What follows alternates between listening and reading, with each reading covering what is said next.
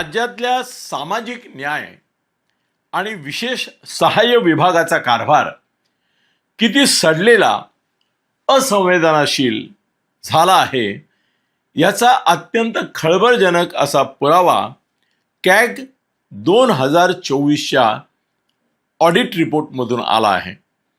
समाज कल्याण खात्याची अवस्था आंधळे धरते आहे आणि कुत्रे फिट खाते आहे अशी झालेली आहे.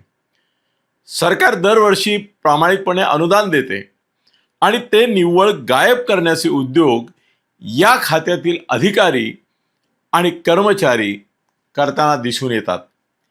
केवळ कागदावर अस्तित्वात असणारी अशी तब्बल 6 घोस्ट हॉस्टेल्स सापडली आहेत. त्यांच्या नावावर गेल्या 4 वर्षात सरकारने 1,62,00,000 रुपयांचा अनुदान लाटल्याचा प्रकार देखील उघडकीला आलाय.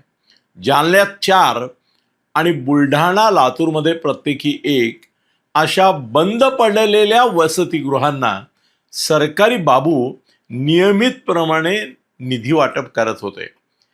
कॅगने जालन्यातील मोदीखाना वसतिगृहाची पोलखोल करताना सांगितले आहे की प्रत्यक्ष तपासणीत हे वसतिगृह जर्जर आणि कुलूपबंद आढळले.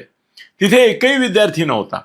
मात्र कागदावर 38 विद्यार्थी असल्याचे दाखवून आणि अधीक्षक कार्यरत असल्याचे भासवून 18 लाख रुपयाचे मानदेय लाटले गेले.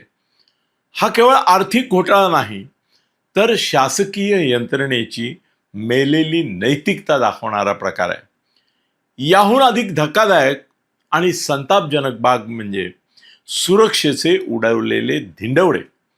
राज्यातील 5 शासकीय मुलींच्या वसतिगृहांमध्ये चक्क पुरुष अधीक्षकांची नेमणूक करण्यात आली आहे. कायद्याप्रमाणे तिथे महिला अधीक्षकच असणं आवश्यक होतं. महिला सुरक्षेच्या मोठ्या गप्पा मारणाऱ्या सरकारला मुलींच्या हॉस्टेलमध्ये पुरुष अधिकारी ठेवताना लाज कशी नाही वाटली? सुरक्षेसाठी लावलेली 280 पैकी 234 बायोमेट्रिक यंत्रणा देखील बंद आढळल्या. एकूण 50 वसतिगृहांमध्ये अधीक्षकच नव्हते. हे सगळा कॅगचा रिपोर्ट आहे. एकीकडे बोगस हॉस्टेलच्या नावावर करोडो रुपये लाटले जात आहेत, तर दुसरीकडे प्रत्यक्ष राहणाऱ्या विद्यार्थ्यांच्या नशिबी मात्र भीषण दुरावस्था आली आहे. विद्यार्थ्यांना खाली फरशीवर बसून जेवावं लागतंय आणि पिण्याच्या पाण्याची देखील बोंबाबोंब आहे.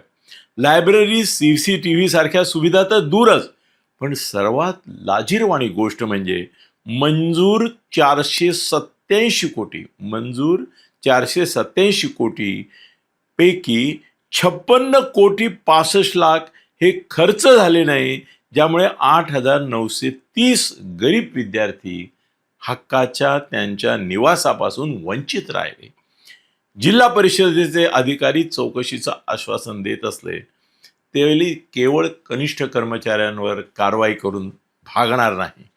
या महाघोटाळ्याच्या मागे उच्चपदस्थ असे भ्रष्ट अधिकारी आहेत. त्या उच्चपदस्थांवर आणि प्रसंगी मंत्रालयातील त्यांच्या आकांवर देखील कारवाई होते का नाही, हा महत्त्वाचा मुद्दा आहे. धन्यवाद.